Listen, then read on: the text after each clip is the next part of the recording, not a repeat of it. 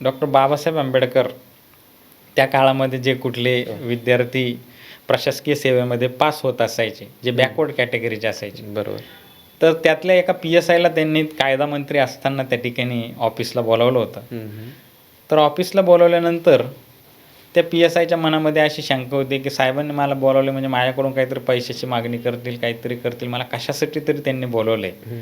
परंतु अशा वेळेस जेव्हा ते ऑफिसमध्ये PSI गृहस्थ जेव्हा बाबासाहेबांना भेटले, तेव्हा बाबासाहेबांनी त्याला सांगितलं की मी तुम्हाला इथे कशासाठी बोलावले तुम्हाला माहिती असेल.